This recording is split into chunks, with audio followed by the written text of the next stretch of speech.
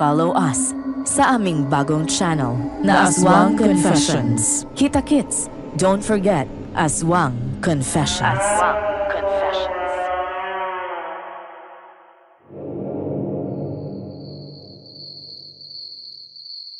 Oh, paano Ramona?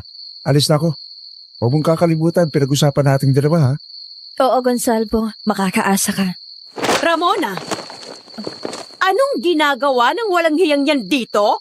Nay, wag na ho kayong makialam. Anong wag makialam? Bakit kayo nag-uusap ng damuhong yan? Hindi mo ba nakikilala kung sino siya? Lumayo ka sa kanya, anak. Alam ko ho kung sino siya, Nay. Kaya nga ako sa kanya ako lumapit. Nay, siyang tutulong sa akin na makuha ang hustisya para sa ginawang pambababoy sa akin ng mga lalaking yun noon.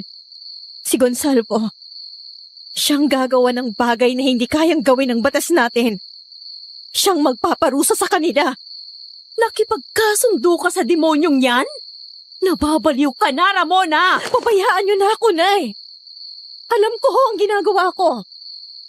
Kailangan ko ang tulong ni Gonzalo para makaganti ako sa mga taong sumira ng buhay at puri ko noon. At anong kapalit?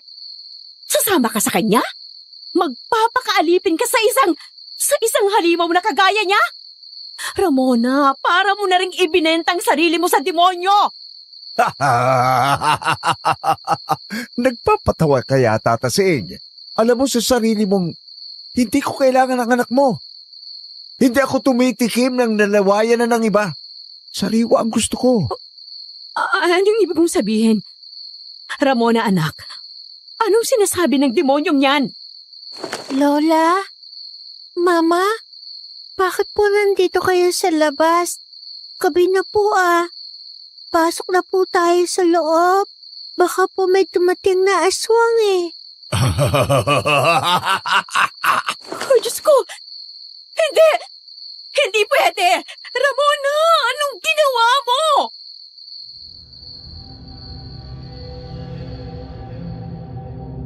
Isang mapagpalang araw po sa inyong lahat mga kasityo pangil, lalong-lalo na po sa inyo, Sir Jupiter. Tawagin niyo na nga lang po akong Uno, gaya ng tawag sa akin ng malalapit na kakilala ko. Bago lang ho ako rito sa channel niyo pero sa maiksing panahon ng pakikinig ko rito ay masasabi kong talagang nahook na ako sa inyong mga kwento. Kaya nga heto at naisipan kong magpadala na rin ng sarili kong karanasan na sana ay mabigyan nyo ng pansin. Nangyari ang kwentong ito nung nasa huling taon na ako sa kolehiyo bilang isang civil engineering student. Isang dayong tindera ng palaspas ang noon ay nag-transfer sa pinapasukan kong university sa Maynila. Itago na lang natin siya sa pangalang Iza, hango sa tunay din naman niyang pangalan. Ang sabi nila, weirdong babae raw si Iza. Siguro dahil sa pananamit niya o sa kilos niyang kakaiba para sa ilan. Pero kung ako ang tatanungin, wala namang mali sa kanya. Normal na estudyante lang din siya noon, kagaya namin. Kaya lang dahil nga napunta siya sa isang lugar kung saan talamak ang mga taong mapanghusga, naging easy target siya noon ng mga bully. Hindi ko alam noon kung blessing in disguise ba na nagkataong kasali ako sa barkadahang yon na nagtangkang gumawa ng hindi maganda laban sa kanya. Napagpustahan kasi nila si Iza. Ang siste, isa raw sa amin ang dapat na makakuha ng puri niya. Kalakip ang isang ebidensyang nagpapakita ng kanyang walang saplot na katawan para lang sa isang katuwaan. Ako ang nag-volunteer na gumawa nun. Yun lang kasi ang naisip kong paraan ng mga panahong yun para magawa kong balaan si Iza sa balak nila. Pero wala akong kaalam-alam na ang pangyayaring yun pala ay magdadala ng isang malaking pagbabago na may kahalong kababalaghan sa buhay ko.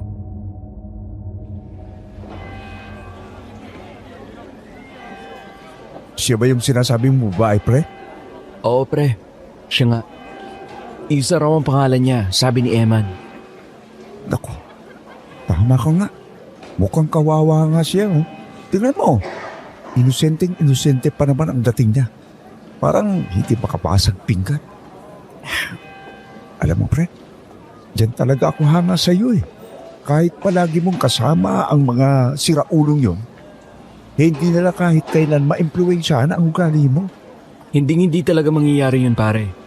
Nakikisama lang ako sa kanila dahil matalik na kaibigan at kasosyo ni Daddy sa negosyo ang tatay ni Eman. Sa totoo lang, tiis na lang talaga ako sa ugali nila. Ayoko lang gumawa ng problema sa pagitan namin. Nakakahiya kinamamit, Daddy. Pero huwag kang mag-alala. Wala akong balak na maging katulad nila. Oo, alam ko. Kaya nga hanga ako sa iyo eh. Kahit mayayaman ang nag-ampun sa iyo at maganda ang buhay mo ngayon, hindi mo pa rin kami nakakalimutan. Kami ng mga nakasama natin sa ampunan noon.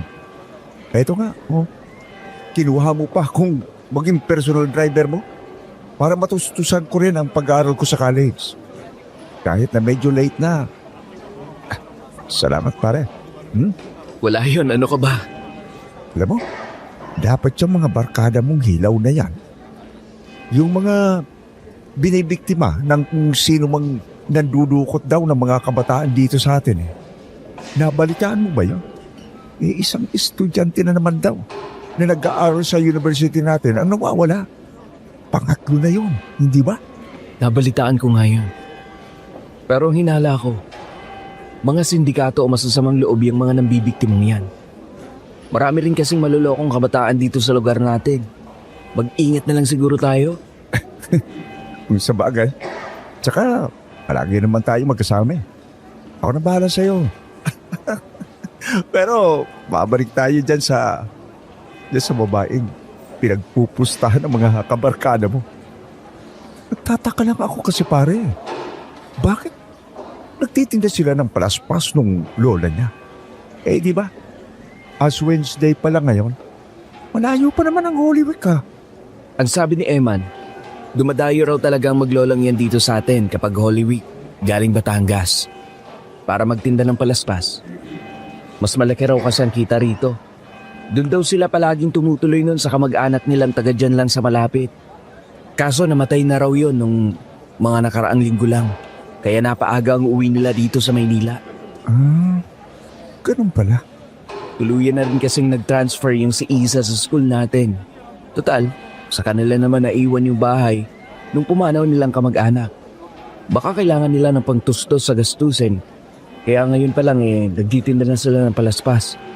Alam mo naman, mahal ang buhay dito kaysa sa probinsya.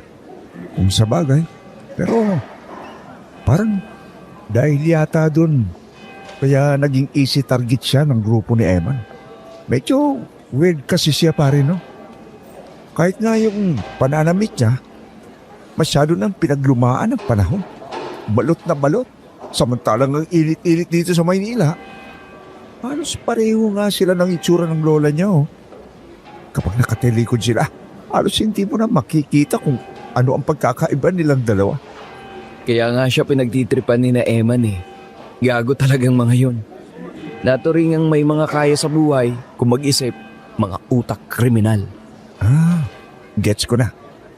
Kaya ka nag-volunteer na ikaw na lang ang gagawa, no? Para magawa mong balaan si Isa. Di ba? Para kang superhero sa lagay na yan, ha? Sira. Alam mo namang ayaw na ayaw akong makakita ng taong binubuli. Nung nasa ampunan pa tayo, danas na danas natin pareho kung anong pakiramdam ng apihin. Kaya kung may magagawa ako para tumulong, bakit hindi? Kung hindi lang ako nahihiya sa mga umampun sa akin, babasagin ko ang mukha ni Eman. Pati na rin yung ibang kabarkada niya. Kaso kailangan makagraduate ako na matiwasay. Para naman hindi sayang ang pagpapaaral sa akin ni na mom at dad. Paano kung ma-inlove ka bigla kay Isa? Ganyan pa naman ang mga tipo mong babae, yung conservative. In love? Sira. Wala pa sa isip ko yan. Huwag kang invento. Ay, halika na nga. Lapitan na natin sila, oh. Bakit pare? Pare, kanina ko pa kasi napapansin nakatingin kay Isa yung lalaking yon. Ayun, oh. Yung nakasombrero. Tingnan mo. Teka, Oo nga no, ang sama ng tingin ha. Mukhang manyakol pa ang gago. Tara, lapitan natin. Hayaan mo na. Umalis na eh. Nakita yatang napansin natin siya. Halika na. Lapitan na lang natin yung maglola. Oh, bunso, may papalapit na customer. Asikasuhin mo muna ha. At tinatapos ko pa rin ginagawa kong palaspas. Oh, Lola. Ako na ang bahala. Magandang araw po. Magkano po ang isang piraso nitong palaspas ninyo? Magandang araw din. 30 pesos lang ho isa niyan, sir. Kagagawa lang. Binitado na rin ho yan. Talaga? Hindi pa palaspasan ngayon ah. Binindisyon na to ni Father? Oo, sir. Kakilala ko kasi si Lola ng parish priest dito. Siya ang nagsabi sa amin na dalhin sa kanya itong mga palaspas para mabindisyonan niya at nang maibenta namin. Tulong na raw ho niya yun sa amin ng lola ko. Total, itong mga nakaraang araw, marami daw mga parokyano ng simbahan ang nagre-request na bindisyonan ni Father ng maaga yung mga dinadala nilang palaspas sa kanya. Oh, bakit naman kaya? Ilang linggo pa bago mag-Holy Week ha? Kasi mga iho, ang sabi ni Padre sa akin nung nakausap ko siya, sunod-sunod daw ang mga nangyayaring krimen sa lugar na ito. Kaya ang mga tao naghahanap ng pwede nilang gawing panangga o pangontra sa masasamang enerhiyang nagkalat sa paligid. Nako, ganun po ba Lola? Mabuti siguro kung bilan ko pala sina Mami at Daddy nito para mailagay din sa office nila. Tapos, pati na rin sa bahay namin. Nako, tama. Magandang ideya nga yan, iho. Lalo na't hindi lang pangontra sa masasamang elemento itong palaspas. Nagbibigay din ito ng proteksyon at pananggalang laban sa mga negatibong enerhiya sa paligid. O siya, sige ho Lola. Pabili ho ako. Ilan po bang kailangan niyo, sir? 3? 30 ang isa, no? Opo. May discount ba kung bibilin ko lahat? Ilang bundle bang meron kayo dyan? Ho?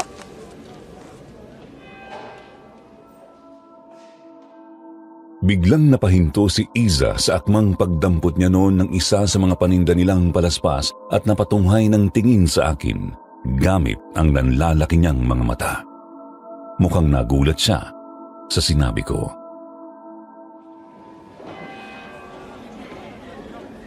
Kung makaho ka naman sa akin, parang hindi tayo blackmates. Magkaedad lang yata tayo eh. Di mo ba ako natatandaan? Kung sa bagay, di ka naman kasi masyadong nakikipag-usap. Kaya magpapakilala na lang ako. I'm Uno, by the way. Ikaw si Isa, tama? Oo. So ano nga? Ilang bundle bang available sa paninda ninyo? Bibilin ko na lahat. Pare, seryoso ka ba? Aanin mo yan? Nagwawalas ka yata ng pera eh. Hindi ko pinansin ang bulong na yon ni Greg. Siniko ko na lang siya at hindi rin inalis ang pagkakatitig ko kay Iza na nang mga sandaling yun ay hindi ko alam kung bakit parang bigla yatang nahiya sa akin. Di ko alam pero nakaramdam ako ng tuwa nang makita kong medyo namumula ang pisngi niya. Aba, iho, may 2 bundle na kaming nagagawa nitong si Isa ngayon. Kaya lang yung isa, hindi pa nabibindisyonan dahil heto at katatapos ko palang gawin yung huling piraso. Alay, sigurado ka bang bibilihin mo lahat? Sana po. Kung okay lang sa inyo. Alay, talagang okay na okay sa akin. Kapag ginawa mo yon, maaga kaming makakauwi nitong apo ko ngayong araw. Di ayos po pala kung ganon. Pero teka lang, iho. Aanhin mo naman ang ganiri karaming palaspas. May pagbibigil lang po ako. Tsaka medyo malawak po kasi ang bahay namin. Kaya tamang-tama. At maglalagay ako ng ganito sa bawat sulok ng bahay namin. Total, sabi niyo po, pwedeng pantabo ito sa mga negative energy, di po ba? Ay, oo. Tama ka. O siya, kung yan ang gusto mo nasa sayo naman yan, iho. Hintayin niyo na lang ako sablit dito at pabibindisyonan ko lang ito kay Padre. Dinala ng lola ni Iza noon ang mga palaspas sa loob ng simbahan habang kami naman ni Greg noon minabuting makiupo doon sa bench na katabi lang din naman ng pwesto ni na Iza. Napansin kong bigla siyang tumahimik at nahulog sa malalim na pag-iisip ng mga sandaling yun.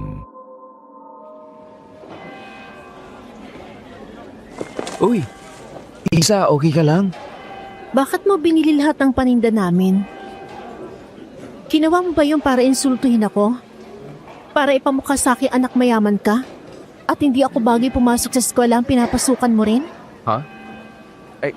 Saan naman ang galing yan? Hindi Nagtataka lang kasi ako eh. Alam mo, narinig ko yung pangalan ko kahapon habang nag-uusap kayong magbabarkada. Sama pa nga ng tingin sa akin ng isang kaibigan mo babae. Tsaka narinig kong tinawag niya akong Manang. Nako, pasensya ka na Iza. Si Cherry yata yung sinasabi mo. Matabil talagang dila nun. Ako nang humihingi ng pasensya para sa sinabi niya pero huwag ka magduda sa akin. Hindi ako kagaya nila. Hindi kita iniinsulto. Gusto ko lang talaga kayong tulungan ng lola mo. Alam mo kasi, naalala ko sa kanya yung dating nag-alaga sa akin eh. Tama. Maniwala ka sa kaibigan kong to, miss. Mabait pa to sa mabait. Tsaka totoong sinasabi niya. Halos kaedad kasi ng lola mo yung dating umaruga sa amin nung nasa ampunan pa kami. Ampunan? Oo, hindi naman kasi ako anak mayaman. Gaya ng sinabi mo. Nagkataon lang na may kaya sa buhay yung mag-asawang umampun sa akin.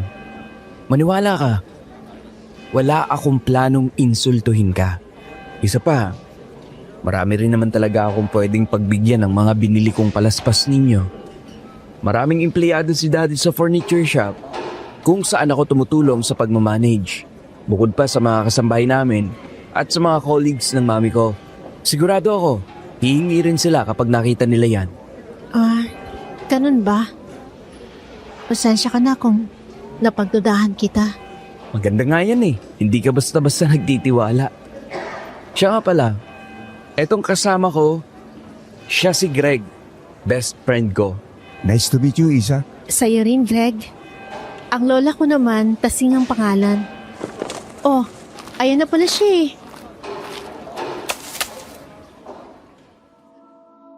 Nang dumating na si Lola Tasing, dala ang nabindisyonan ng mga palaspas, agad kong iniabot sa kanila ang bayad. 5,000 ang iniabot ko na siyang ikinagulat ng maglola. Ayaw pa nga sana nilang tanggapin yon pero ipinilit ko. Naaawa kasi ako sa kanila noon lalong-lalo na kay Iza. Halos hindi na kasi talaga nalalayo sa isa't isa ang hitsura ng katawan ng maglola na parehong nangangayayat. Lalo na't hindi pa naman ganun katanda si Lola Tasing.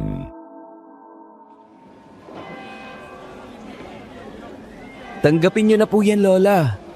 Bumili po kayo ng masarap na ulam ngayon. O ng kahit na ano. Narinig ko rin po kasing kalilibing lang daw ng kamag-anak ninyo. Kaya alam kong makakatulong po sa inyo yan. Hindi naman na yung kailangan. Nakakaraos naman kami ng lola ko.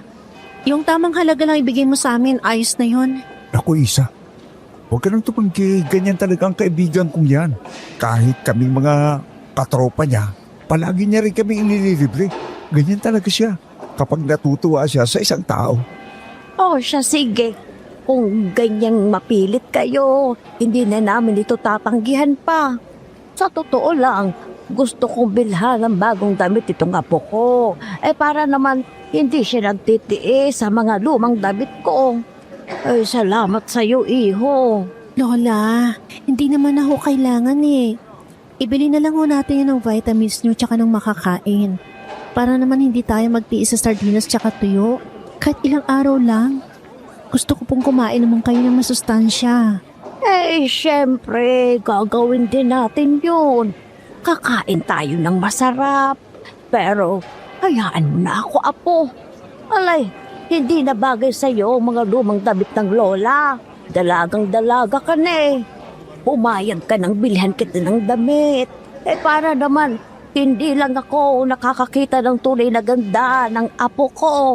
Bukas, pumunta tayo sa malapit na mall. Alay, siguradong marami kang makikitang bagay sa'yo doon, bunso.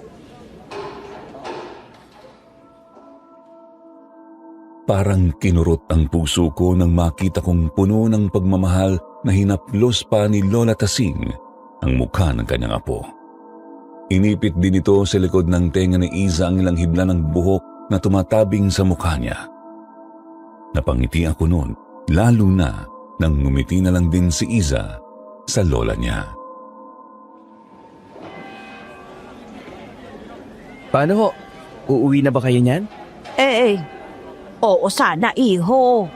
Total, ubos naman ng mga paninda ko. Uuwi na kami at gusto kong maghapunan ng maaga. Kayo, saan ang punta nyo? Diyan lang ho. Nag-aaya rin itong kaibigan ko si Uno na kumain kami sa labas dahil siguradong wala na naman siya kasabay sa bahay nila. Busy ho kasi ang mga magulang niya Kung ganon, bakit hindi na lang kayo tumuli muna sa bahay at saluhan nyo kaming kumain nitong apo ko? Ay, kung hindi nyo na itatanong, masarap magluto itong si Isa. Magpapaluto ako ng ginataang gulay na may sugpo. Nako, nakakahiya naman po. Asus, ba't ka naman nahihiya pera mo naman ang gagamitin nating pambili? Sumama na kayo sa amin para naman hindi na ako masyadong mag-guilty sa laki ng binayad nyo sa amin. O di, sige. Pero sa akin na rin kayo sumabay. May dala naman kaming kotse eh. Ituro nyo na lang sa amin ang bahay ninyo. Maliit lang ang bahay nila Iza. Sapat lang yon para sa kanilang dalawa ng lola niya. Ang bahay na yon nasa dulo ng isang medyo mataong barangay na di hamak na malayo ang agwat kaysa sa ibang bahay doon. Gawa ito sa kahoy at mga pinagtagpi-tagping plywood, yero at trapal. Pero pagpasok namin sa loob ay masasabi kong malinis ito at maaliwalas. Isa pa sa bahay na yun ay matatagpuan ang pinakamasarap na lutong ulam na natikman ko sa tanang buhay ko. Sobrang sarap magluto ni Iza, Sir Jupiter, kaya naman ang isang beses lang sanang pagdalaw namin ni Greg noon sa kanila. Nasundan ng nasundan. Halos isang linggo rin kaming nagpabalik-balik ni Greg sa bahay ng maglola. Sa totoo lang, nakalimutan ko na nga noon ang tungkol sa pustahan ng mga kabarkada ko tungkol sa kanya. Oh, nandito na naman kayo? Charan! May dala kaming ulam na lulutuin, Isa. Hindi kasi mapakali itong si Uno kapag hindi nakakain dito sa inyo Naadik yata sa luto mo. Aba, nawiwili na talaga kayong dalawa ha? Sorry na Isa. Nakakaabala na ba kami? Kung oo, sige. Aalis na lang kami ni Greg. Sus, nangonsensya pa to. Pasok na nga kayong dalawa at nang mailuto ko na yan dala nyo. Ano ba yan? Baboy to Isa. Magre-request sana kami ni Greg na adobo naman ang lutuin mo. Yung maraming bawang at sibuyas ha. Ay, sus! Request daw namin. Ayaw pang aminin, paborito niyang ulam yon. Siniko ko si Greg dahil sa naging hirit niyang yun. Si Iza naman, tinawanan kami at kinuha mula sa kaibigan ko ang supot na may lamang 1 kilong karne ng baboy na binili namin ni Greg mula sa palengke. Pagkatapos ay sinimulan niya na ang pagluluto.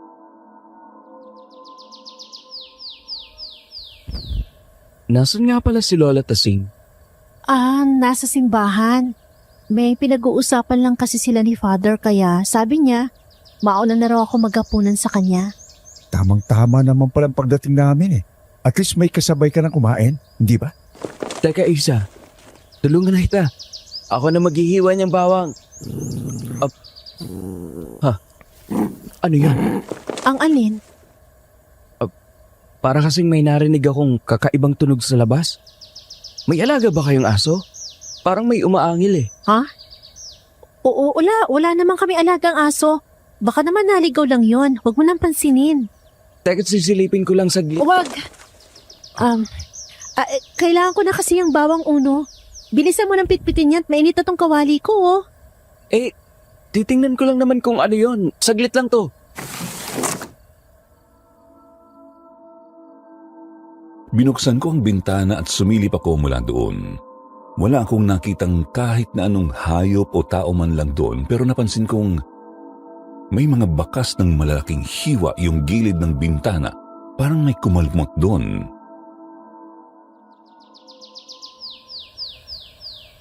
O ano? May nakita ka ba? Wala. Baka nga may napadaan lang na ligaw na hayop.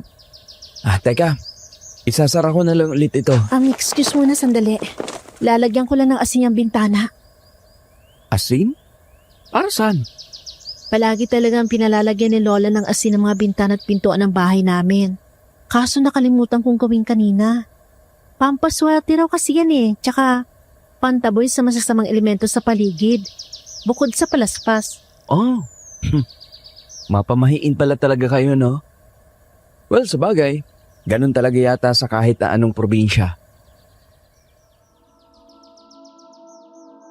Nagpatuloy na lang ako sa paggagayat ng bawang at sibuyas para makapagluto na si Iza. Napasarap na naman ang kain ko ng hapunang yun. Kaya lang sa sobrang excited ko palang magpunta kanina kina Iza, huli na nang maalala kong may naiwan pala ako sa library ng eskwelahan namin. Shit. Oh, napano ka, Uno? Anong inakalkal mo dyan sa bag mo? May hinahanap ka ba? Oh. Naiwan ko kasi yung blueprint ng construction project namin sa library. Ngayon ko lang naalala. Deadline na ng pasahan nun bukas. Paring Greg, samahan mo ko. Balik tayo sa school. Naku pre, wrong timing ka naman. Katetext lang ng mami mo sa akin eh. Nagpapasundo dahil maaga raw siyang nag-out ngayon sa ospital. Masama raw ang pakiramdam niya. Tapos hindi naman matawagan ang daddy mo. Nasa meeting pa rin hanggang ngayon. Ganun ba? O siya, sige. Unahin mo na lang muna si mami pare. Ako na lang mag-isa ang babalik sa library. Bukas pa kaya yun ngayon? Oo. Akong bahala. Kilala ko naman yung gwardiya doon. Makikiusap na lang ako. Kung ganun, di ako na lang sasama sa'yo. Mag-iiwan na lang ako ng sulat dito para hindi mag-alala si Lola. Sigurado ka ba? Oo naman. Ayoko rin namang maiwang mag-isa rito eh. Medyo natatakot kasi ako. Wala kasi akong kakilala rito. Siya, sige. Tara na. Nang gabing yun, sinamahan ako ni Iza pabalik sa eskwelahan namin. Buti na lang at naabutan pa naming bukas ang school dahil may ilang estudyante pa rin naman daw sa loob. Nagpark lang ako malapit sa gate dahil sabi ko saglit lang naman kami. Kaya lang habang naglalakad kami ni Iza noon papunta sa library, nagulat ako nang makasalubong namin sina Eman, ang mga barkada kong pasimuno sa pustahan tungkol kay Iza. Di nakaligtas sa akin ang nakangising tingin niya sa amin noon nang makita nilang magkasama kami. Sa totoo lang, nagkaroon kami ng pagtatalo nung umaga ng araw din yun dahil sabi nila ang bagal ko raw kumilos. Naiinip na sila. Gusto nilang makuha ko na ang pagkababae ni Iza, maibigay ko na sa kanila ang hinihingi nilang ebidensya.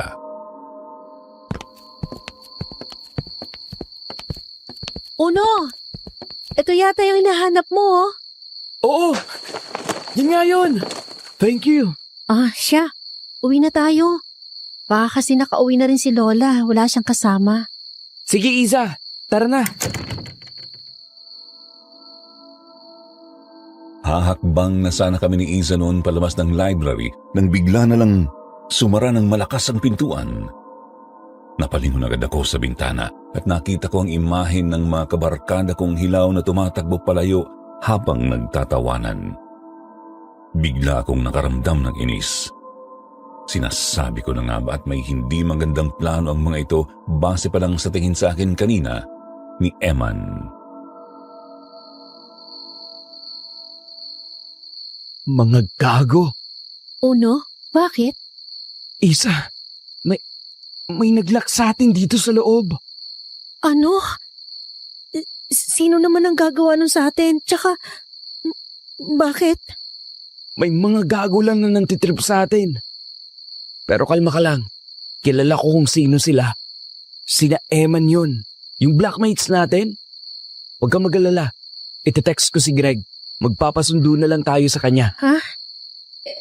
Bakit naman nila gagawin yun? May atraso ba tayo sa kanila? Ang totoo kasi niyan, Isa, Sa pagkakataong yun, nakakuha ako ng tiyempo na sa wakas ay aminin kay Iza ang tungkol sa napagkasunduang pustahan ng barkadahan namin, ina Eman. Naging honest ako sa kanya noon at wala akong iniwang detalye, kabilang na ang desisyon kong mag-volunteer na gawin ang task bilang pagtatangka ko na iligtas siya laban sa kanila. Kahit na ang totoo, natatakot akong baka bigla na lang mawala ang tiwala niya sa akin noon. Sa katunayan, inasahan kong magagalit sa akin si Iza pagkatapos ng pag-amin ko. Pero hindi ganon ang nangyari. Bigla na lang siyang tumahimik. Pagkatapos tiningnan niya ako ng maigi sa mata.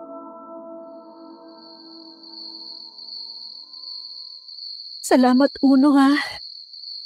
Salamat at hindi ka katulad nila. ano ka ba? Wala yun.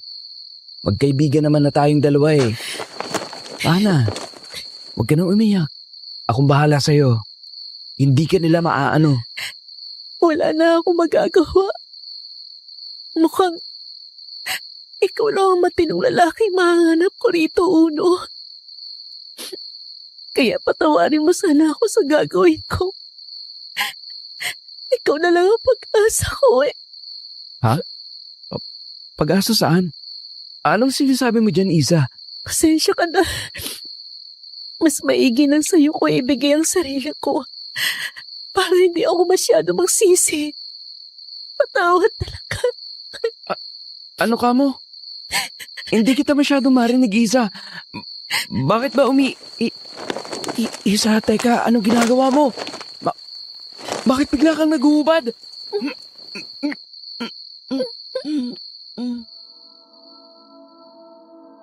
Sir Jupiter, gulat na gulat ako nang bigla na lang magsimulang alisin ni Iza ang saplot niya sa katawan. Nakapikit ng mariin ang mata niya habang ginagawa niya iyon. Hanggang sa bigla na lang niya akong kinubabawan pagkatapos ay hinalikan niya ako sa labi. Napakabilis ng pangyayari. Gusto ko siyang pigilan ng gabing yun pero hindi ko nagawa. Parang bigla na lang akong nawala sa sarili nang halikan niya ako. Nawalan ako ng kontrol sa katawan ko at sa huli, natagpuan ko na lang ang sarili kong ibinabalik ang mga halik niya. Hanggang sa tuluyan na ngang may nangyari sa aming dalawa. Nadala ako sa ginawa niya. Bata pa ako noon at walang gaanong karanasan sa ganong bagay kaya naman mabilis akong bumigay.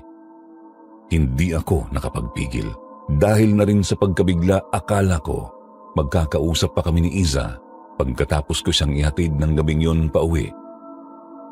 Pero simula nun, Sir Jupiter, bigla na lang niya akong iniwasan at di na pinansin pa.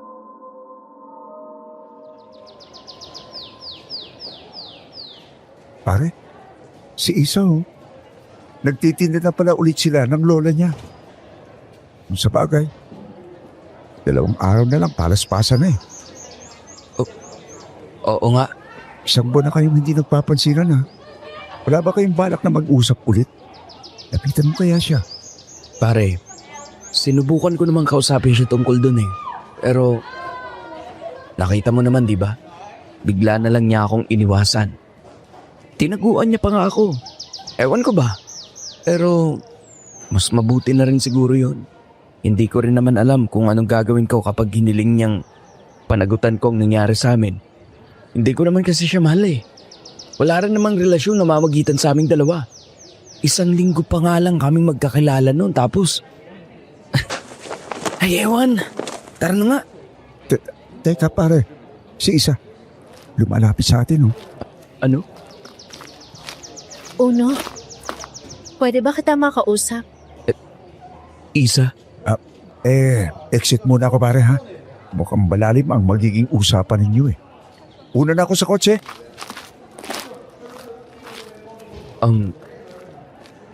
Anong pag-uusapan natin? Kung tungkol dun Oh, sa... no. Buntis ako. Oh. Gusto ko lang itong ipaalam sa'yo.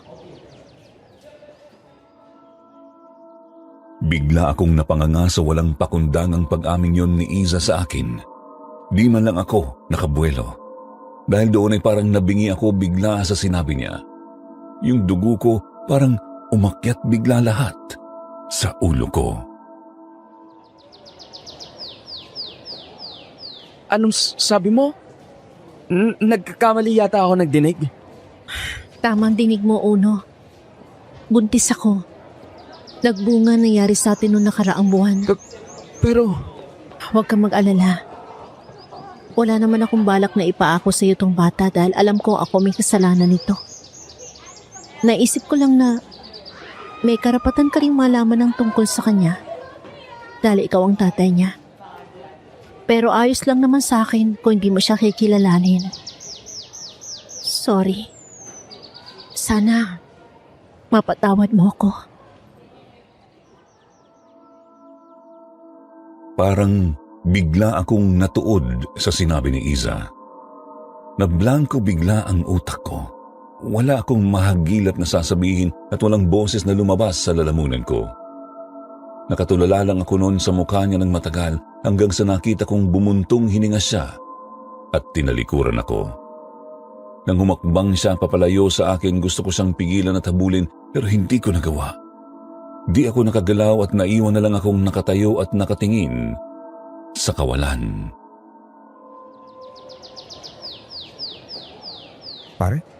Paring Uno? Uy! Ano ba nangyayari sa'yo? ha?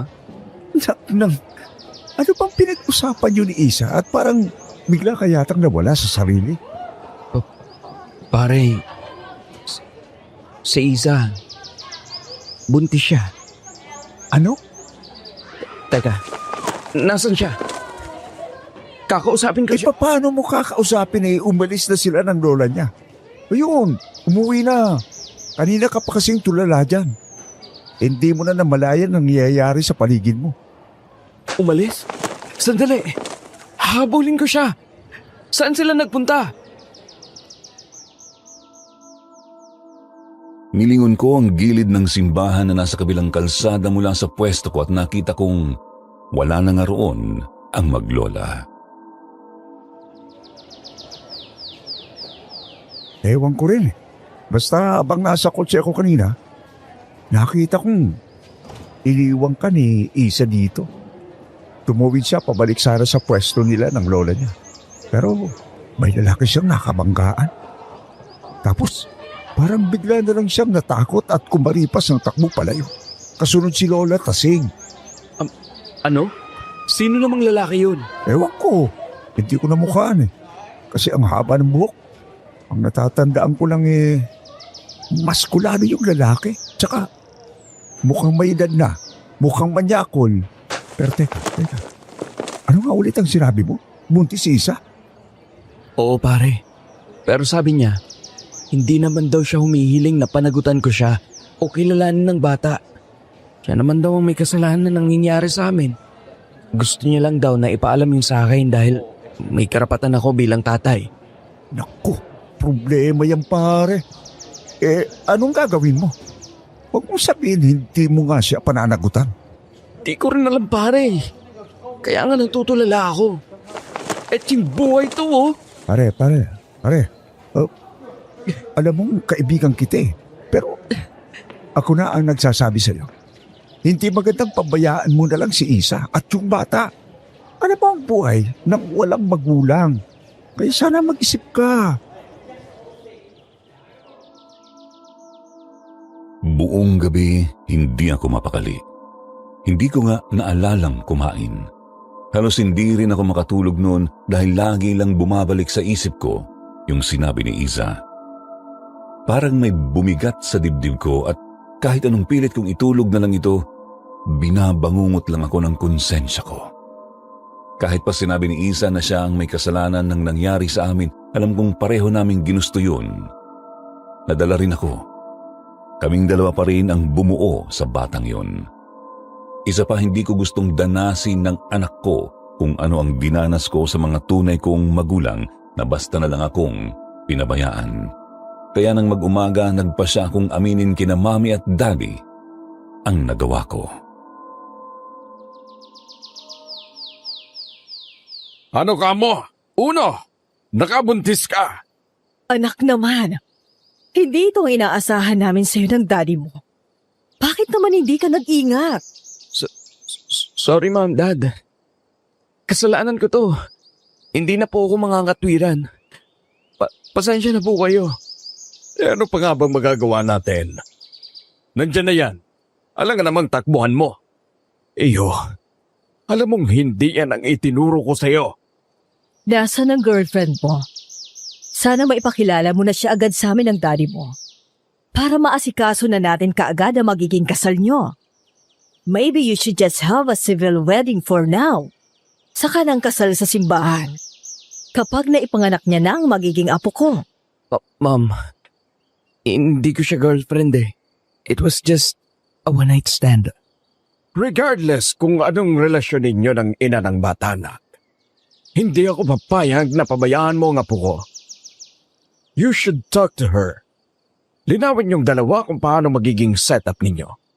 Basta kailangan mong ipaalam sa ina ng bata na handa kang sumuporta at hindi mo sila pababayaan. Yes, Dad. Yan po talagang bala kong gawin. Kaya nagsabi na ako agad sa inyo. Nang mismong araw ding yun ay nagpunta ako sa bahay na tinutuluyan ni na Iza at Lola Tasing. Pero hindi ko na sila naabutan pa.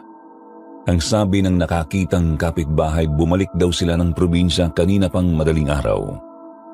Lalo akong naguluhan sa nangyari.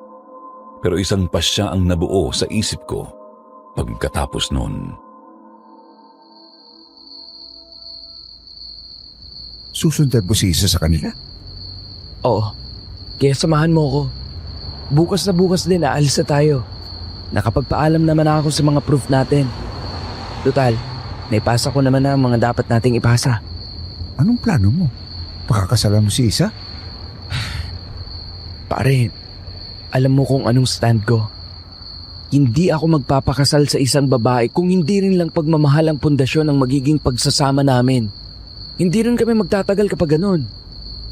Gusto ko lang linawin kay Isa na susuportahan ko ang bata. Gusto kong magpakaama pa rin sa kanya kung sakali. Ikaw ang bahala, pare. Pero, alam mo, kung ako ang tatanungin, hindi ako naniniwala kung walang namagitang something sa inyong dalawa ni Isa.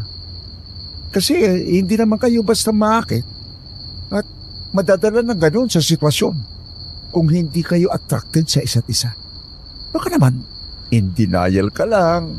Anong sinasabi mo? May gusto ako kay Isa? Pare, hindi ako mapanghusga. Pero alam mong hindi ko siya type eh. Eh kung friends lang, wala namang problema. Ibang usapan kapag aasawahin ko na. Ay, sige. Paniwalain mo ang sarili mo dyan, pare. Bahala ka nga. Tumigil ka nga. Nangaasar ka na naman eh. Huwag mo akong tawanan. Napahinto kami sa pag-aasara ni Greg nang bigla na lang may kung anong malakas na kalabog kaming narinig sa bubungan ng sinakyan naming kotse. Parang may kung anong bagay na biglang bumagsak doon kaya napapreno rin bigla si Greg. Teka, ano yun? Ewan ko. Anong tunog yun? Parang may umaangil ah. Mga pare, parang galing yata sa bubungan. Anong hayop naman ang bigla na lang dadambahan ng bubong ng isang umaandar na sasakyan? Eh, tsaka, nasa highway tayo pare. Teka nga, lalabas ako para masilip kung anong... Pero hindi na nagawa pang buksan ni Greg ang pintuan ng kotse nang bigla na lang tumalon sa harapan ng sinasakyan namin ang isang malaki at itim na hayop. Galing ito sa bubong ng kotse at nang humarap sa amin ay nakita naming naglalaway pa ito habang inaangilan kami. Labas ang naninilaw ngunit malalaki at matutulis nitong ngipin. Anong klaseng ayop yan, pare? Ewan ko. Mukhang aso. Pero bakit napakalaki naman yan? Halos kasing tangkad na yata natin kapag tumayo yan eh. At saka, bakit may ganyan dito sa highway? Tena pare, hindi yata normal na hayop na yan eh. Yan yata yung madalas na naikwento sa atin ni Sister Teresa nung mga bata pa tayo. Aswang yan. Tingnan mo, ang aba ng nila, pulang-pula ang mga mata. At saka, Punyeta, ang baho ng amoy. Ang lansa ng amoy. Amoy bulok. Yung amoy bulok pare, parang galing dun sa nginunguya niya. Tanya pare, kamay ba ng tao yung nakalawit sa bunganga niyan? Shit! Anong gagawin natin? Wala bang kahit ano dyan sa likod ng sasakyan mo na pwede nating ipanghampas? Maghanap ka pare. Baka bigla na lang tayong pasukin yan dito sa sasakyan. Wala pare. Itong palaspas lang ang nakita ko rito. Kaso tuyo na. Eto pa yata yung natira galing sa binili ko nun kina Iza. Ayos lang kahit tuyo na yan. Benditado pa rin yan. Tingnan mo pare, biglang kumakbang yung aswang paatras. Pare, pagkakataon na natin to. Paandarin mo lang sa sasakyan, bilis! Mukhang nagbabadya ng pag-atake yung kung ano mang nilalang na yan. Mabuti na lang at alerto rin talagang driver si Greg at mabilis niyang namaniobra ang sasakyan at pinatakbo palayo. Buti na lang at hindi na kami sinundan pa ng malaking hayop na yon hanggang sa makauwi kami sa bahay. Pareho kaming tulala ni Greg ng gabing yon dahil sa nangyari sa amin. Pero hindi na kami nagkwento pa kahit kanino. Wala kami pareho sa wisyo kaya halos sabay na lang din kaming natulog. Buti na lang din talaga at marami-rami yung palaspas na binili ko noon kina Lola Tasing kaya lahat ng kwarto yata sa bahay namin noon ay nalagyan ko ng palaspas. Nakatulog ako habang nag-iisip sa halo-halong emosyon.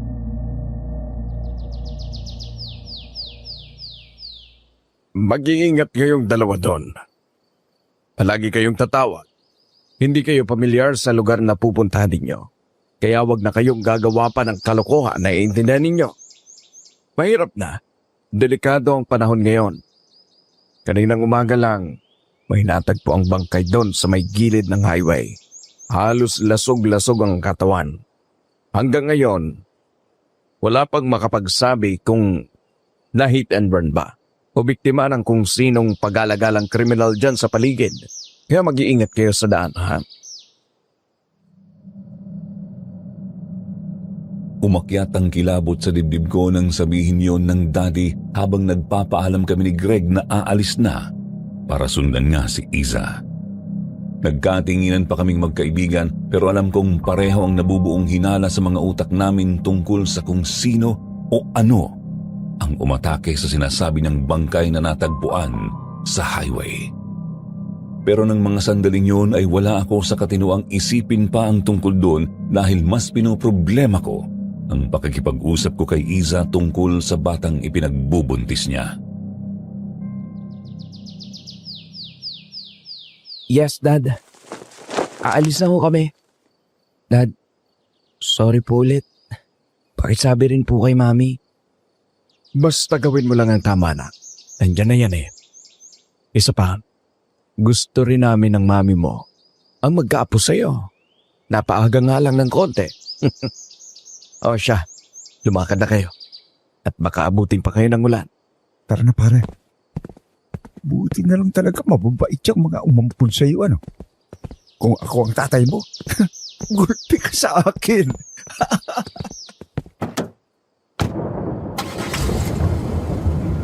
Mukhang tama ang daddy mo, pare. Ang laki ng dilim sa langit, oh. Uulan pa yata. Hayaan mo na. Siguro naman makakarating na tayo kina Isa bago pa tayo abutan ng... May sinasabi ka ba, pare? Napakamalas mo naman. May balat ka ba sa puwet? Bilisan mo na nga lang na magmaneho dyan. Habang bumibiyahe kami ni Greg noon papunta kina Iza, Hindi namin inaasahang bigla na lang bubuhos ang malakas na ulan habang nasa gitna kami ng daan. Tandang-tanda ko pa ang bigat ng bawat patak na yun ng ulan sa bubungan ng sasakyan namin kasabay ng pag-ihip ng malakas na hangin sa kalsada. Mukhang may bagyo pa yata.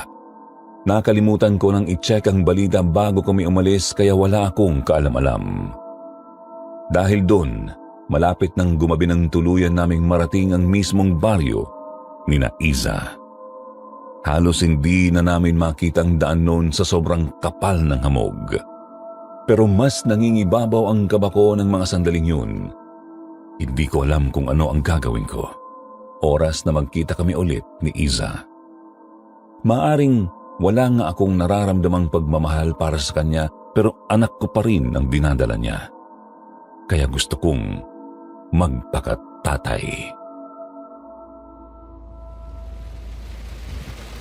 Pre, eto na yata yung baryo nila. Oo. Mukhang eto na nga. Tingnan mo. Mahal na araw talaga rito, ano? Lahat ng bahay na lingunin mo. May nakasabit na palaspas sa bawat pintuan.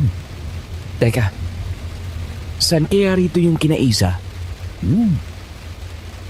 Nakakita ko na, pre. Ayun, oh. Yung bahay na yon sa bandang dulo. Ang dami naka-display na palaspas. Mukhang bahay nila yon. Tara, punta natin. Lumalakas na tong ulan na to. Tao po. Tao po. Aling Tasing. Isa. Greg? Uno? Ano ginagawa niyong dalawa dito? Isa, gusto kitang makausap. Diyos ko, hindi ka na dapat pang sumunod dito, Uno. Di ba sinabi ko naman sa'yo na wala akong balak ipaako sa yung bata? Umuwi na kayong dalawa. Hindi na dapat kayo nagpunta rito. Pero Isa, Please, Uno, umuwi ka na. Mapapahamak lang kayo rito. bakit naman?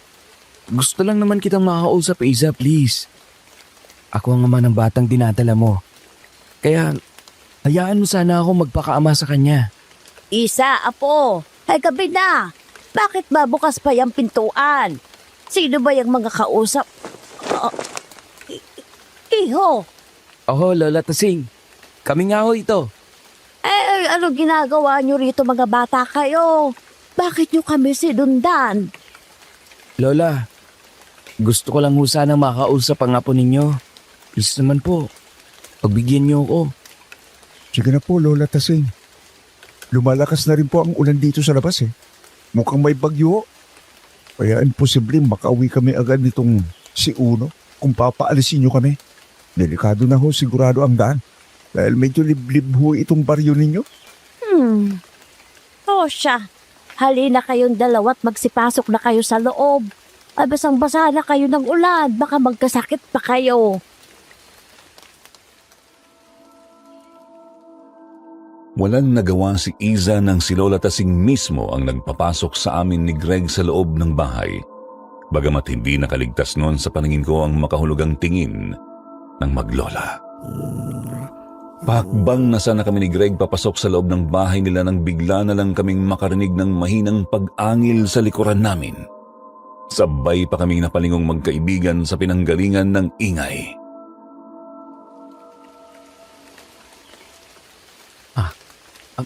Ano yon? Teka pare, doon yata galing yung hangin eh. Ayun oh, ang laking asin nun pare. Pare, yan din yung asong nakita natin sa highway kagabi. Oo nga pare. Diyos ko, sinundan niya tayo? Ay, Diyos ko! Ay, magsipasok na kayong dalawa rito! Bilis! Huwag nyo nang tingnan yan! Bunso, kunin mo ang rosaryong binigay sa akin ni Padre, bilis! Ha? Lola Tasing, ano ho bang aso yon?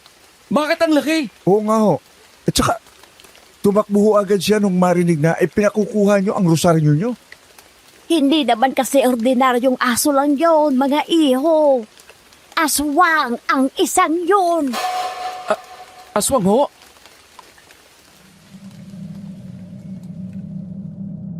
Sa totoo lang ay may hinala na talaga kami ni Greg kung ano yun dahil nakatagpo nga namin ang asong yun kagabi sa highway. Pero hindi ko pa rin naiwasang kilabutan nang makumpirma namin ang hinala naming aswang na ito mula kay Lola Tasing. Pumasok na kayo, bilisan ninyo. Hindi niya tayo maaano kapag nasa loob tayo.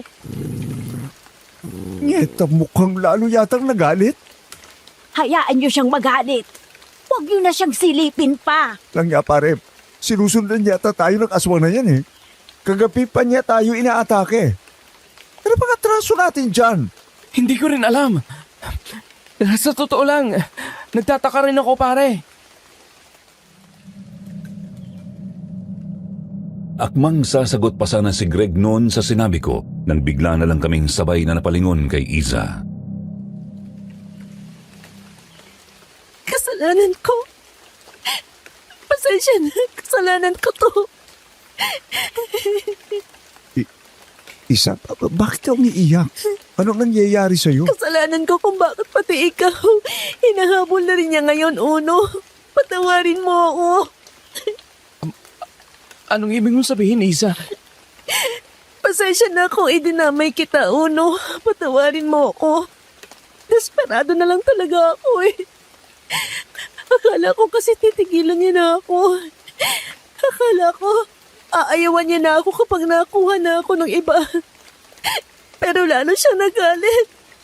At ganyan pati ikaw. Gusto niya saktan. Ano ba talagang sinasabi mo dyan, Isa? Hindi kita maintindihan eh. May connection ka ba sa aswang na yan? Ay, ang mabuti pa ay maupo muna tayo para mas maipaliwanag namin sa inyo ng maayos ang lahat. Uno, Greg.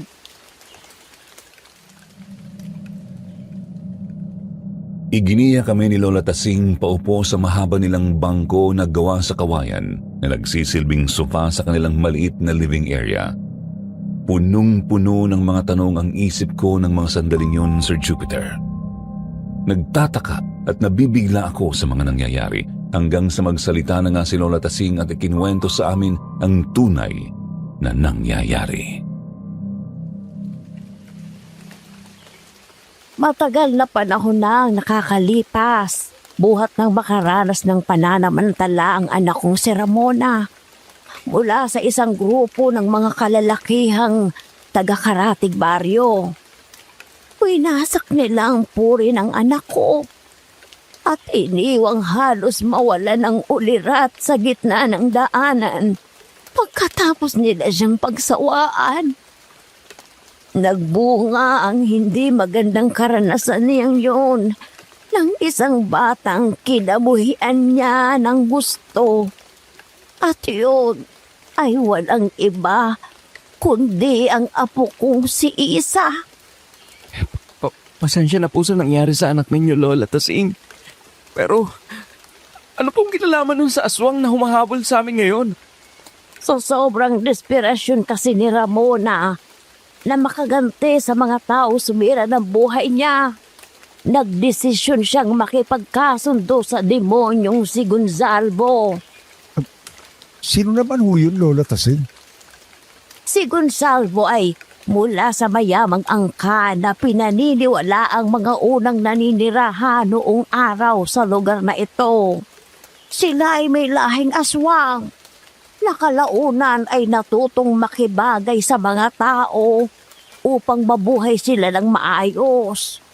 Noong una, hindi sila nananakit ng mga taga rito. Pero nagbago ang lahat magmula ng dapuan ng isang di maipaliwanag na sakit ang buo nilang angkan. At unti-unti silang naubos. Si Gonzalvo lang ang natira sa kanilang lahat. Hanggang sa nalaman niyang isa sa mga ninuno namin ang nagbigay ng sakit na yon sa kanilang lahi. Teka, paano naman nun nangyari yun, Lola Tasing? Ano ba kayo? May lahing mangkukulam? Babaylan. Yun ang lahing pinagmulan namin, iho. Isang babaylan ang nagbigay ng sakit sa angkan ni Gonzalvo. Sa takot na maging banta sila sa lugar na ito, kalaunan, Lalo pa at napapabalita na raw noon ang paisa-isang pagkawala ng mga tao rin sa lugar namin. Ayon sa nakakita ang angkan daw nila ang nambibiktima sa mga ito. Kalaunan, hindi rin nila kinaya ang gutom at takam sa sariwang laman. Paano nakaligtas si Gonsalvo kung kaya parang patayin ng ninuno ninyo ang angkan nila kung ganon? Humingi ng tulong sa mga demonyo si Gonsalvo para mailigtas ang sarili niya. Yun ang dahilan kaya simula noon, pinuntiryan niya na ang angka namin. Bata pa ako nang unang subukan ni Gonsalvo na kunin ako para gawing palahian. Dahil galing ako sa angka ng babaylang pumatay sa kanyang pamilya, gusto niyang mula rin sa amin ang magdadala ng panibagong mga supling na bubuhay sa lahi nila. Paano po kayo nakaligtas, Lola? Nagpabuntis ako sa ama ni Ramona. Nagpakasal ako sa iba sa edad na 18. Ayaw kasi ni Gonsalvo na isang maruming babae ang magiging ina ng kanyang mga supling. Kaya tinigilan niya ako. Habang si Ramona naman, ginamit at inabuso bago pa siya mag-16. Kaya hindi nagka-interes sa kanya si Gonsalvo noon. Hanggang sa lumapit na nga si Ramona sa kanya para humingi ng tulong. Ang anak ko, nakipagkasundo siya kay Gonsalvo upang patayin ang mga taong may atraso sa kanya. Kapalit ang buhay ng kanyang nag-iisang anak na babae, si Isa.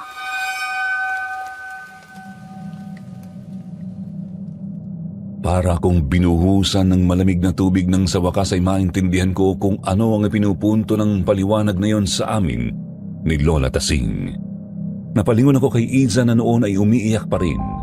Nakayuko siya at hindi makatingin sa akin sa sobrang hiya.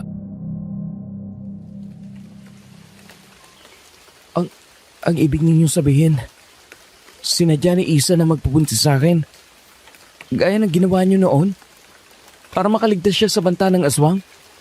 Ganun na nga, iho. Patawarin mo sana ang apo ko. Desperado na kami.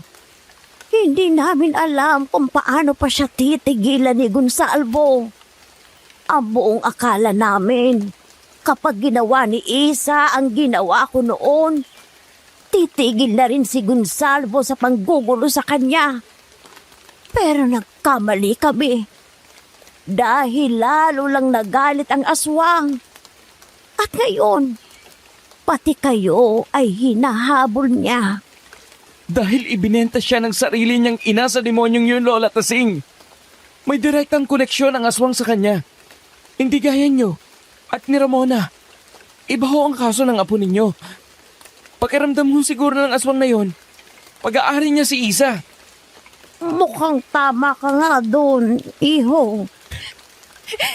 Patawarin mo ako, Uno. Gusto ko lang talagang iligtas ang sarili ko.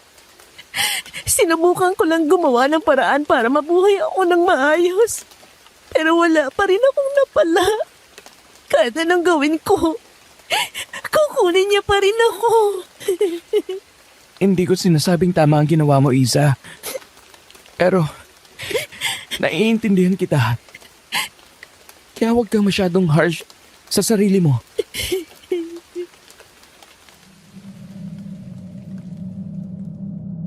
Bigla kong nilapitan si Iza ng mga sandaling yon. Pagkatapos ay hinawakan ko siya sa magkabilang balikat. Kumikirot ng matindi noon ang puso ko para kay Isa. Nagbabayad siya sa isang kasalanang hindi naman siya ang may gawa. Awang-awa ako sa ina ng magiging anak ko ng mga sandaling yon. Alam kong ginawa mo lang yon dahil desperado ka na sa sitwasyon mo. Hindi kita sinisisi. Sorry talaga, Uno. Dinamay ko lang kayo ng bata sa miserableng buhay na to. Kaya nga lumayo kami ni Lola sa'yo eh. Kaya bumalik kami rito para hindi ka na niya idamay. Pero talagang masama ang demonyong yun. Patawarin mo ako, no? Tana, hindi ako galit sa'yo. Tana.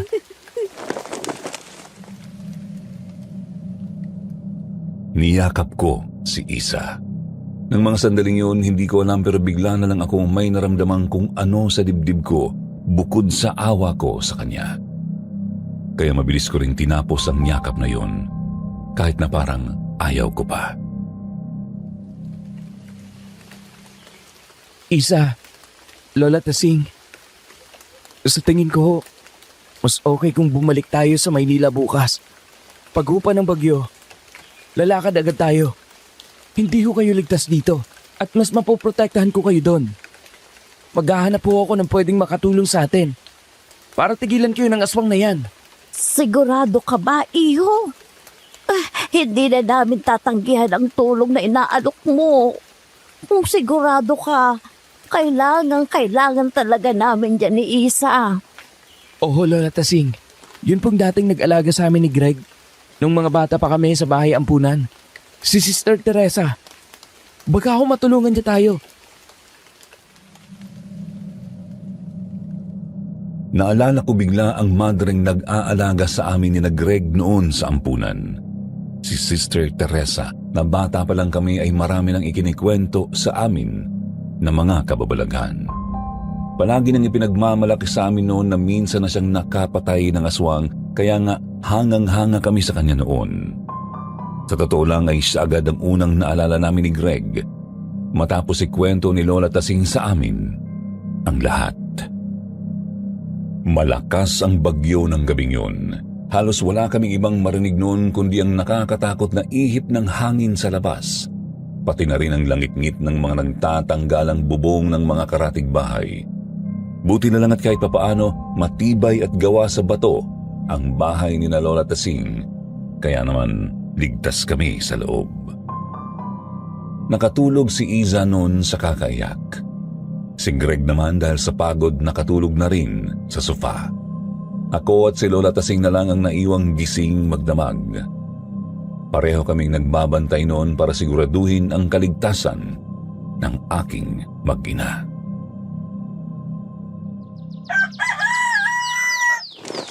Umaga na.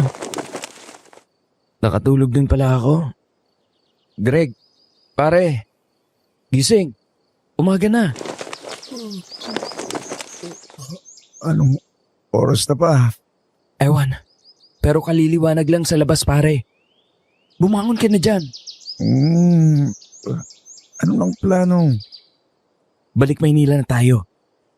Pakigising mo na sina Isa at Lola Tasing. I-check ko lang ang sasakyan natin sa labas, pare. Agad na tumalima si Greg sa pakisuyo ko habang ako naman noon lumabas na ng bahay. Kaya lang pagbukas ko pa lang ng pintuan, talagang sobrang nanlaki agad ang mata ko nang bumungad sa akin ang hitsura ng sasakyan ko.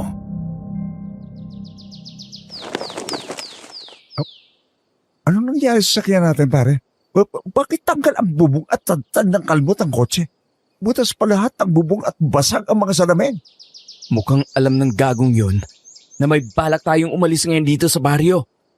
Wala araw pa naman ngayon, pre. Lunes Santo na. Diba, sabi sa atin ni Sister Teresa, mas malakas daw ang pwersa nila kapag ganitong panahon. Lalo na kapag inabot tayo ng Biyernes Santo rito.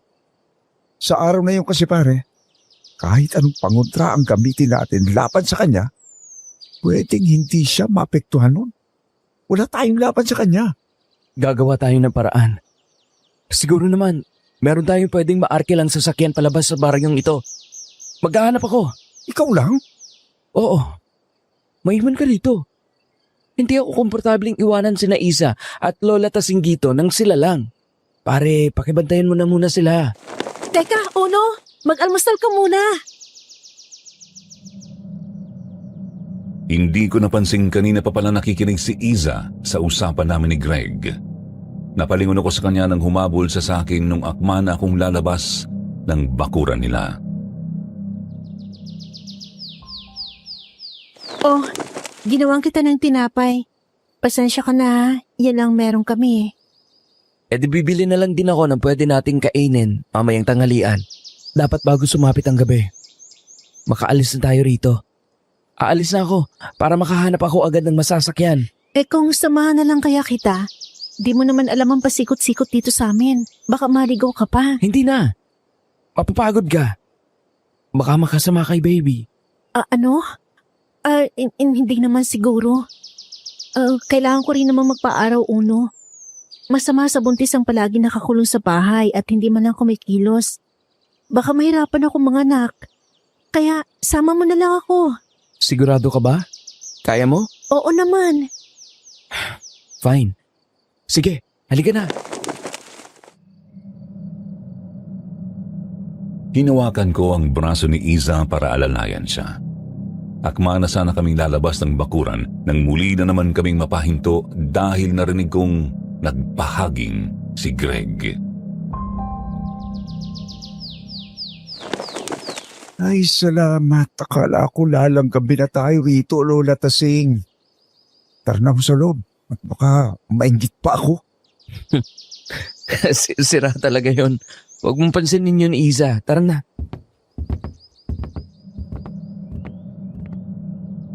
Naghanap kami ni Iza ng sasakyang pwedeng arkilahin hanggang sa makakita kami ng nakaparadang tricycle. Di pa naman ganon kalayuan sa kanilang bahay. Tanod ang may-ari nun, kaya agad kaming nagtanong. Naku, iha. Hindi pa ninyo alam. Isang linggo na tayong makukulong muna dito sa baryong ito dahil nagkaroon ng landslide at natabunan ng kabundok na lupa ang main road. Walang kahit anong sakyan ang makakadaan. Kahit nga yung malalaki. Ang sabi ni Kapitana, baka isang linggo pa raw aabutin bago maayos yun. Ho? Isang linggo pa? Bakit ang tagal naman ho yata? Ganun talaga rito, Iho. Medyo malayo kasi sa bayan itong baryo namin Kaya mabagal din rumisponde ang munisipyo kapag ganitong may sakuna. Wala Nasanay na lang din kaming mga taga rito. Lalo na at hindi naman isang beses lang ito nangyari. Hindi lang talaga kami nakapaghanda ngayon at wala namang nakakaalam na may parating palang bagyo. Wala namang sinabi sa balita Ganun ho ba? Sige ho, Manong. Salamat na lang ho. Sige.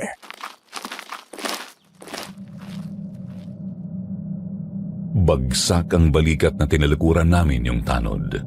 Hindi ko na itago ang iritasyon sa mukha ko at hindi ko alam na napansin na pala iyon ni Isa. Dapat kasi, di ka na lang sumunod dito Sabi ko naman sa'yo, di mo kami responsibilidad ng anak ko. Ano? Anak ko rin naman yan Ayaw mo palang magkaroon ako ng pakialam.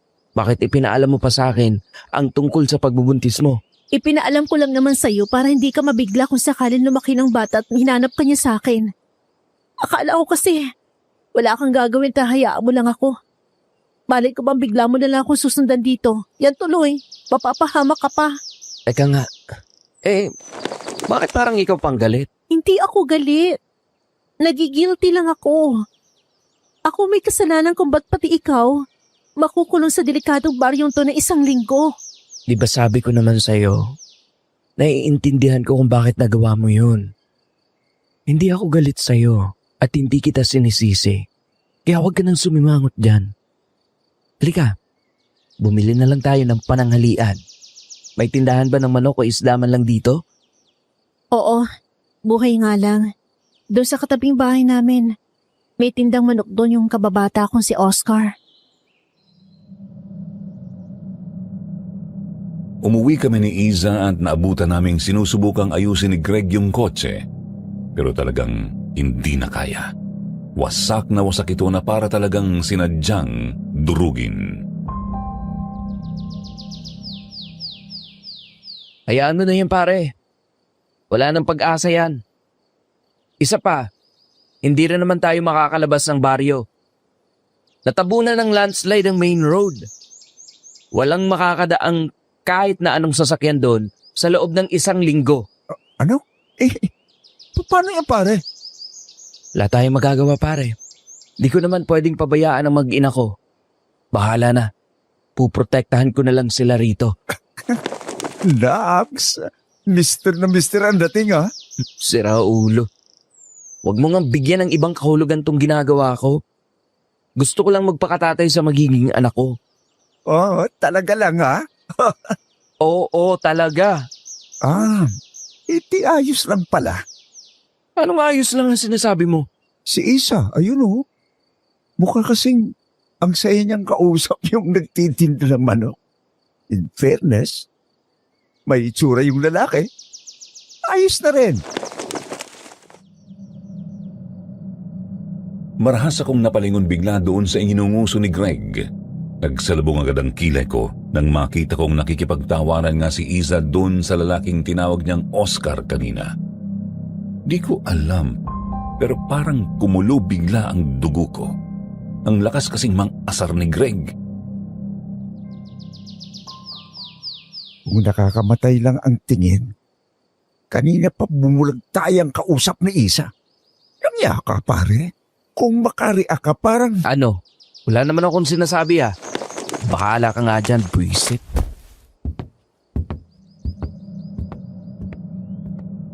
Tinalikuran ko bigla si Greg at tinadyakan yung isang gulong ng kotse ko bago ako pumasok sa loob ng bahay. Narinig ko pa ang halakhak ni Greg pero hindi ko na yun pinansin pa at nagpa siyang umidlip na lang muna dahil wala pa akong tulog.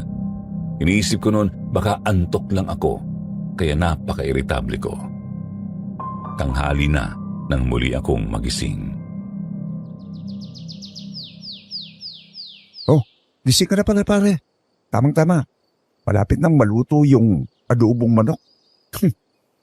Huwag mo akong simulan pare. Easy.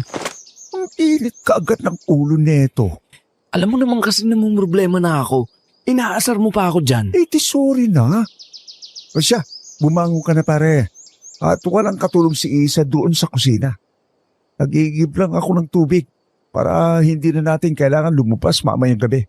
Poso kasi ang gamit nila rito pare, hindi gripo. Ganun ba pre? Sige, mamaya tutulungan kita. Maglagay na rin tayo ng pampatibay sa mga bintana at pintuan para hindi agad tayo mapasok ng aswang na yon kung sakaling aatake siya mamaya.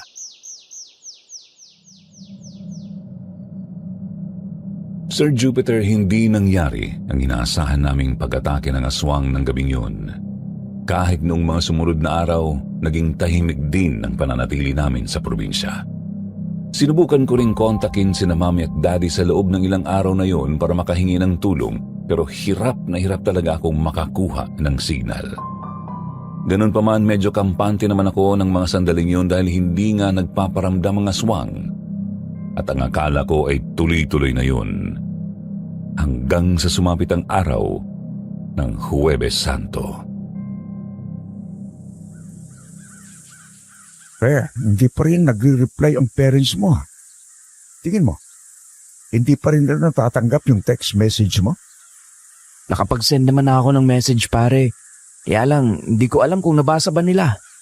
Wala na naman kasi akong signal. Kaya hindi ko alam kung nagre-reply na ba sila o ano. Paano yan? Huwebes Santo na ngayon pare. Mas maganda sana kung hindi na tayo abuti ng Biyernes dito. Delikado na ang lagay natin nun. Hindi na kakayanin ng mga nakapalibot na palaspas na yan. Ang pagtaboy sa aswang. Iniisip ko rin yan pare. Sa totoo lang, nanggaling na ako sa bahay ni Kapitana kanina. Sinubukan kong humingi ng tulong sa kanila. Total, hindi naman nalingid sa kaalaman nila ang tungkol sa aswang na yon.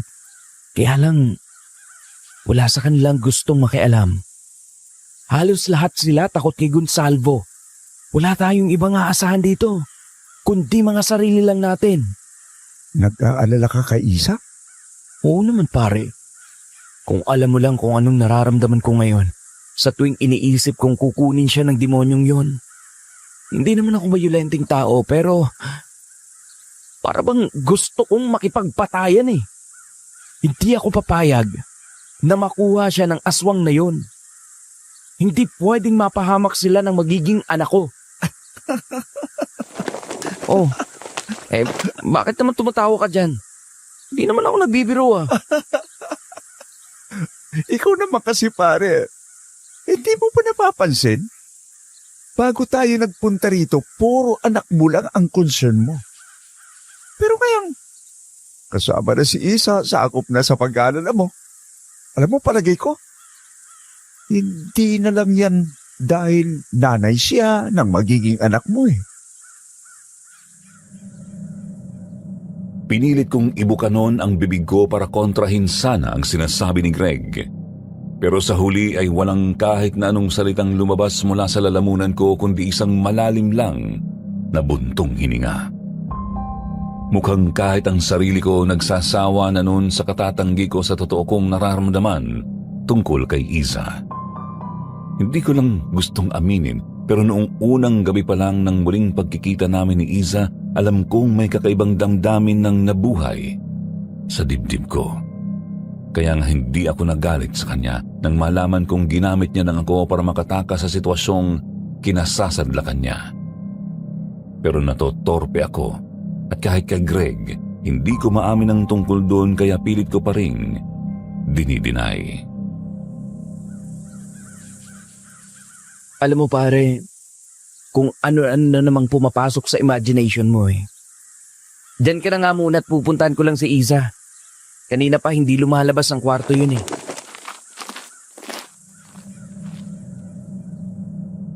Matapos kong iwan si Greg sa labas, dumiretso agad ako papunta sa kwarto ni Isa. Napansin kong nakaawang ng bahagya ang pintuan niya kaya naman dumungaw ako doon. Akma ko na sana siyang tatawagin pero natigilan ako bigla nang makita kong hinihimas niya ang kanyang sinapupunan. Doon ko lang napansing bahagya na palang nakikita ang baby bump niya at yun ay nakapaghatid ng kakaibang kilabot sa katawan ko na masarap sa pakiramdam. Sapat na yun para hindi agad ako makakilos hanggang sa narinig ko siyang nagsalita. Anak ko, konting tiis na lang ha. Huwag kang mag-alala. Dahil hindi hahayaan ni nanay na mapahamak ka. Pasensya ka na. Kasalanan ko kung bakit nadamay pa kayo ng tatay mo sa sitwasyon ko. Pero gusto kong malaman mo na hindi ka lang isang pagkakamali. Igaya ko.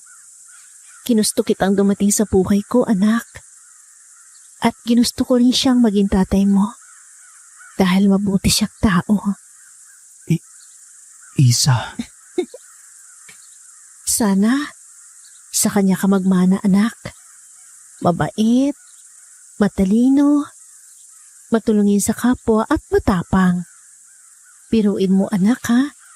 Sinundan niya pa tayo rito para nang siguraduhin sa akin na gusto niya magpakaama sa'yo. Kahit na hindi niya naman ako mahal. Nakaramdam ako bigla ng kirot sa dibdib ko sa narinig ko. Di ko alam pero ng mga sandaling yun ay talagang nagprotesta ang isip at puso ko sa sinabi ni Isa. Hindi totoo yan. Uno? Kanina ka pa ba dyan? Oo. Narinig ko nga lahat. Lalo na yung huling sinabi mo. Huwag mo intindihin yon. Wala yon.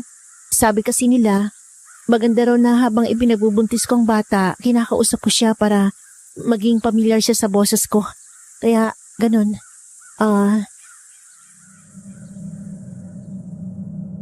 Ramdam ko na medyo nataranta si Isa nang makita ko. Humakbang ako papasok sa kwarto niya at lumapit sa kinauupuan niyang higaan.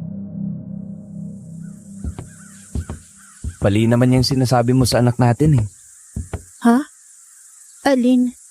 Hindi totoong hindi kita mahal. Anong ibig mong... Teka. Uno, bakit kinukuha mo ang kamay ko? Gusto ko lang iparamdam sa'yo kung gaano kabilis ang tibok ng puso ko ngayon, Isa. Nararamdaman mo ba? Ganyan yan palagi. Sa tuwing nakikita kita. Uno, Pagod na ako, Isa. Pagod na akong lokohin ang sarili ko. Kaya aamin na ako. Gusto kita, Isa. sigurado ka ba dyan? Uno? Hindi. Mali. Hindi lang pala kita gusto. Mahal kita, Isa. Mahal na kita. Uno, baka naman na-overwhelm ko lang sa nangyayari ngayon. Baka naman nararamdaman mo lang yan dahil nabuntis ako at saka nasa panganib tayo. Ilang araw na rin tayo magkakasama, kaya... Sigurado ako. Nakakahiyamang aminin. Pero pakiramdam ko, sa ilang araw na pagsasama natin dito sa inyo, malaki agad ang ipinagbago ng nararamdaman ko sa'yo.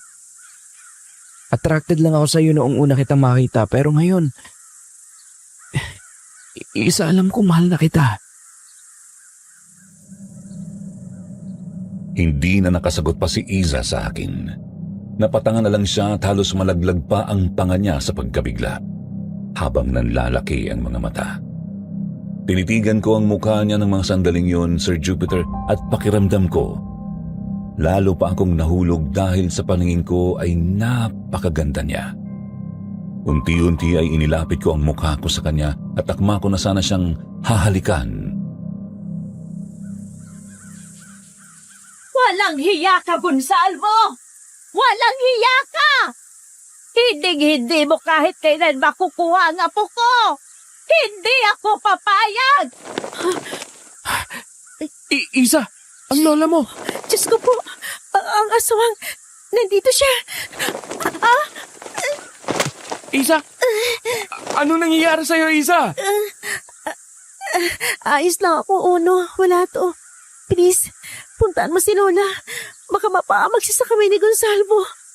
Pero, paano ka, Isa?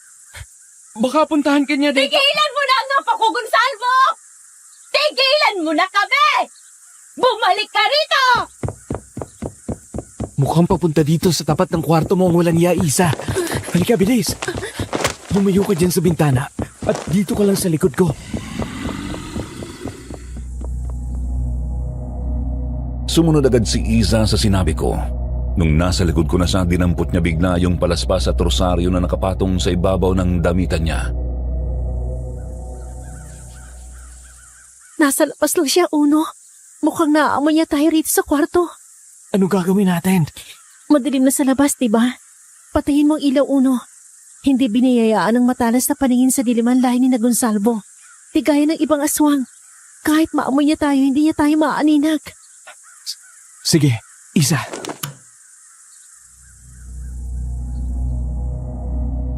Sinunod ko agad ang sinabi niya. Pinindot ko ang switch ng ilaw sa kwarto nang hindi inaalis ang mahigpit na hawak ko sa kamay niya ng mga sandaling yun. Maya-maya pa ganun din ang ginawa ni Lola Tasing at Greg sa buong bahay, kaya halos pare-pareho kaming nangangapa sa dilim. Aalis din ang aswang na yan maya-maya. Huwebes Santo pa lang naman. Hindi pa niya kayang lampasan ang lahat ng pangontrang ginawa natin para sa bahay na ito ngayon. Gaya ng sinabi ni Lola Tasing, hinintay naming sa wakas ay umalis na ang aswang at tuluyang mawala ang presensya nito sa labas. Pero alam kong hindi mawala-wala ang takot na bumabalot kay Iza ng mga sandaling yun. Nakayuko siya, malalim ang iniisip at kinakagat ang sariling kuko nang hawakan ko ang kamay niya para patigilin sa ginagawa. Huwag ka na matakot. Ligtas sa kayo ni baby. Hindi niya tayo mapapasok dito. Pero paano bukas, Uno? Biyernes Santo na bukas. Yun ang araw na wala na makakapigil pa sa kanya. Kung kinakailangang makipagpatayan ako sa demonyong yon, Isa, gagawin ko. Akong bahala sa inyo ng anak natin. Hindi pwedeng may masamang mangyari sa inyo hanggat buhay ako. At paano mo naman gagawin yon? Aswang ang kakalabanin mo, Uno. Hindi ordinaryong kaaway lang. Ano, hahamunin mo siya ng suntukan? Sa kalagitnaan ng pag-uusap namin yun ni Iza, bigla na lang nag-ring ang cellphone ko. Sinagot ko agad yun nang makitang si Daddy ang tumatawag sa akin. Sa wakas natanggap din nila ang text message ko. Ipinaliwanag ko kay Daddy ang lahat ng nangyayari sa amin sa probinsyang yun.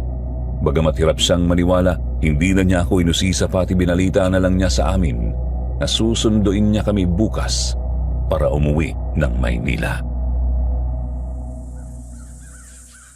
Pero, saan dadaan ang sakyan ng daddy mo, pare? Di ba, sarado pa rin ang main road? Huwag kang mag-alala, pare. Malapit naman ang matapos yung ginagawang daan. Kaya sa tingin ko, pwede nang ipilit na dumaan doon ang isang sasakyan. Kailangan lang talaga nating makaalis. Ay, salamat naman, Diyos ko. Sa wakas, malalayo rin dito ang apo ko.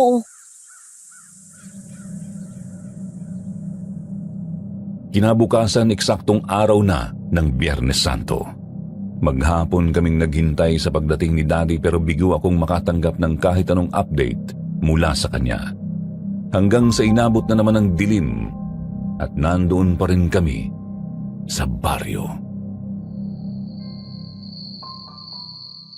Puiset! Lecheng buhay to. Wala man lang ako magawa. Malapit ang dumilim. Pero wala pa rin si Daddy. Baka pati siya na-stranded sa labasan, pare. Maghintay pa tayo ng konti. Wala na tayong oras. Madilim na sa labas, pare. Kahit malabo ang paningin ng walang niyang halimaw na yon, alam nating lahat na ganitong oras siya kung umatake. At hindi nga ako nagkamali dahil pagkasabi ko pa lang noon, isang malakas na dagundong na mula sa bubungan ng bahay ni Iza ang narinig naming lahat. Tanda na ipinaparamdam na sa amin ng aswang ang presensya niya. Pare, parang naandiyan na yata ang daddy mo. May narinig akong papalapit na sasakyan, pare. Punyeta naman, wrong timing. Baka pati si Daddy pagtripan ng walang yun. Teka, Uno, saan ka pupunta? Dito ka lang, Isa. Huwag kang lalabas. Papapasukin ko lang si Dad. Hindi na ako nagpapigil pa at dali-dali akong lumabas bigla ng bahay ni Iza. Paglabas ko pa lang nakita ko na agad na nagpapalinga-linga nga si Daddy habang sakay siya ng kotse niya. Hinahanap ako. Dad! Dito tayo, bilis! Iho, finally! Nakita rin kita. Kanina pa ako naliligaw sa baryong ito, Iho. Nahirapan pa akong makapasok dahil maraming nakatabong lupa sa main road. Kaya ngayon lang ako. Nasaan ang mga kasama mo? Dad, mamaya na ho ako magpapaliwanag sa inyo.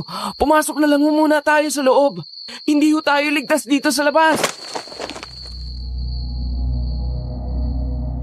Hinila ko si Daddy papunta sa pintuan ng bahay. Habang naglalakad kami, hindi nakaligtas sa paningin ko ang figura ng malaki at maskuladong lalaking nakatayo sa bubungan ng bahay ni Iza. Nakatitig ito sa amin at kahit madilim ay nakikita kong sumisilip ang mga ngipin niya. Mukhang nakangisi siya habang pinagmamasdan kami kaya dali-dali kaming pumasok sa loob. Kailangan na nating makaalis dito. Nandyan siya sa bubungan. Mukhang may binabalak siya. Anong ibig mong sabihin, pare? Nakatingin lang siya sa amin ni Dad habang papasok kami rito sa loob, pare. Parang inaabangan niya talagang makumpleto tayo rito para hindi na tayo makalabas pa. Sa tingin ko, balak na tayong pasukin. Ay, Diyos ko. Patnubayan niyo ho kami ng mga batang ito. Para bang ng mga sandaling yun ay dinig namin ang malakas na kalabog ng dibdib ng bawat isa. Pero ramdam ko ang takot ni Iza, hindi man siya nagsasalita nun. Nakita kong niyakap na naman niya ang sarili niyang tiyan, tanda na pinoprotektahan niya ang magiging anak namin. Lumapit ako sa kanya at hinapit ko sa baywang para kahit papaano ay palakasin ng loob niya. Mukhang wala na talaga tayong ibang pagpipilian. Hindi tayo pwedeng maghintay lang sa susunod na mangyayari sa atin dito. Uno, Greg, maghanda kayo, mga iho. May ideya ako kung paano kayo makakatakas dito. Ho? Ano ho yun, Lola Tasing? Pahiramin mo ng damit ang apo ko, Uno. Paglagay ka ng maraming pabango para matakpan ang amoy ng bata sa tiyan niya. At ako naman, isusuot ko ang maruming damit ni Isa para lituhin ang aswang. Hindi niya agad mapapansin ang kaibahan namin ng apo ko sa dilim. Ano ho bang balak niyo, Lola? Kukunin ko ang atensyon ng aswang na yan, Isa. Magpapahabol ako sa kanya. Kapag hinabol niya ako, doon kayo magsimulang pumasok sa sasakyan para tumakas. Naiintindihan niyo ba ako? Hindi ho pwede yun, Lola. Paano ho kayo? Iiwanan namin kayo rito? Iha, makinig ka. Sa ating lahat dito, ako lang ang may kakayahang makipagharap sa aswang na yan. Wala na rin naman tayong ibang pagpipilian pa. Ito lang din ang tamang tiyempo. Para magawa ko ang dapat ay matagal ko nang ginawa. Pero Lola, ayoko ho. Paano na lang ho ako kapag napahamak kayo sa gagawin nyo? Lola naman eh. Huwag nang matigas ang ulo mo, Isa. Hindi ka na bata. Magiging nanay ka na. Hindi ko ito ginagawa para sa iyo lang, apo, kundi para sa batang dinadala mo. Hindi pwedeng pati siya mamulat sa ganito kagulong buhay. Makinig ka sa akin. Malakas ka, di ba? Matatag ka, Iha. Ganyan kita pinalaki. Tandaan mo, apo ko. Ano man ang mangyari sa akin ngayong gabi, ito ang magiging pinakamasayang desisyong nagawa ko sa tanang buhay ko. Ang protektahan ka at ang magiging anak mo. Mahal na mahal kita, bunso.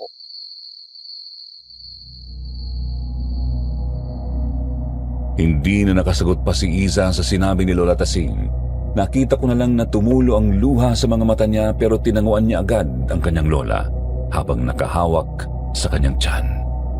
Kahit kami ni Nagreg at Dad, bagsak din ang balikat at mabigat ang dibdib sa planong yun. Pero tama si Lola Tasing. Pare-pareho kaming mamamatay sa lugar na yon kung hindi kami susunod sa kanya, kaya naman pikit mata na lang naming ginawa ang lahat ng sinabi niya sa amin. Pare, kumagat agad yung aswang. Sinusundan niya si Lola Tasing. Tara na, bilisan niyo. Umalis na tayo sa lecheng lugar na to. Sumakay kayo, bilis! Ayos na ba kayo dyan? Oo, Dad. Tayo na ho. Sige, halimaw! Habol! Habulin mo ko hanggat kaya mo! O ano? Nagulat ka ba? Akala mo, ang apo ko ang hinahabol mo, ano? Tanga! Hindi ba't sinabi ko naman sa'yo na hindi ko hahayaang masaktan mo ang apo ko? Dadaan ka muna sa bangkay ko bago mo magawa yon. Kaya sige! Halika! Lumapit ka, Gonsalvo! Lapit! Nasaan ang apo mo, Tasing? Nasaan si Isa? Akin siya. Hindi siya pwedeng mangkin ng iba dahil ibinenta siya sa akin ng kanyang ina. Walang karapatan si Ramona na ibenta ang buhay ng anak niya sa'yo! Hindi ninyo pag-aari ang apo ko! Papatayin kita! Papatayin kitang matanda! Hindi ako papayag na ako lang, Gonsalvo. Mamamatay ako ngayon. Pero mamamatay ka rin. Ang punyal na ito!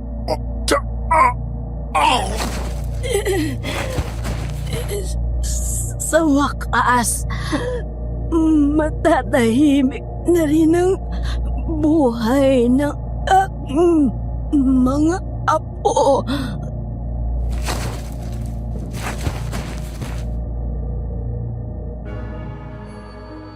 Sir Jupiter, hindi kami dumiretso pa Maynila ng gabing yun. Sa halip, nag-check-in muna kami sa isang hotel. Hindi lang para makapagpahinga kundi dahil hindi namin kayang umalis nang hindi man lang binabalikan si Lola Tasing. Kinabukasan, Sabado de Gloria, bumalik kami sa lugar kung saan namin siya iniwan.